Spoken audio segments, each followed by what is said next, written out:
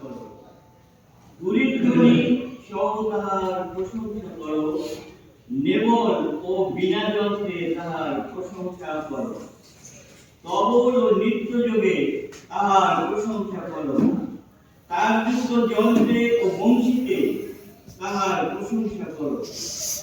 সুশ্রাব্য করতাল সহকারে তাহার প্রশংসা করো। উচ্চধ্বনি করতাল যোগে তাহার প্রশংসা করো। সার বিশিষ্ট সকলেই সদাপ্রভুর প্রশংসা করুক। তোমরা সদাপ্রভুর প্রশংসা করো। ইহা জীবন্ত ঈশ্বরের বাক্য, ঈশ্বরের বাক্যে জয় হোক। আসুন আমরা মাথা অবরোধ করি এবং প্রত্যেকে সমাহিত করি।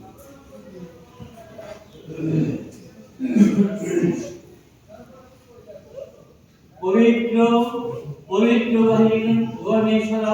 ঈশ্বর, স্বর্গ তোমার সিংহাসন, পৃথিবী তোমার পাদপীঠ। তুমি যুগ পর্যায়ে যুগে যুগে তুমি আমাদের সঙ্গে রয়েছ। সেই বিশ্বাস এবং প্রত্যাশা আমাদের প্রত্যেকের জীবনে রয়েছে। ধন্য তোমার নাম। স্বর্গীয় পিতা, আজকে এই উপাসনা লগ্নে প্রভু তুমি আমাদের সহবর্তী হও।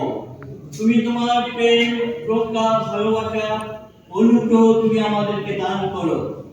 আমরা যে কয়টি সন্তান সন্ততি তোমার সান্নিধ্যে আজকে আমরা এসেছি, আমরা তোমার কাছ থেকে কিছু না কিছু আশীর্বাদ আমরা পেতে চাই প্রভু। আমরা কেউ রিক্ত হস্তে ফিরে যেতে চাই না। এই মণ্ডলী তোমারই মণ্ডলী, এই মণ্ডলী তোমার ভাগ্যচিত মণ্ডলী, এই মণ্ডলী তোমার দ্বিতীয় আগমনের সাক্ষী স্বরূপ। তোমার সঙ্গে সেই মেঘরথের সমস্ত সেখানে তারা সেখানে যোগদান করবে এবং তুমি প্রত্যেকে মুদ্রাঙ্কিত করবে, আমি বিশ্বাস করি। প্রভু তুমি এই মণ্ডলীর সর্ববিষয়ে মঙ্গল করো। যে কটি পরিবার রয়েছে সবাইকে অনুগ্রহ দান করো এবং তোমার সান্নিধ্যে আসবার জন্য তাদেরকে অনুপ্রেরণা দান করো। আমরা জানি প্রভু, আমরা তোমারই প্রভু সন্তান, তুমি আমাদের পিতা। কারণ সন্তান এবং পিতার সম্পর্ক ও প্রভু গভীরতম।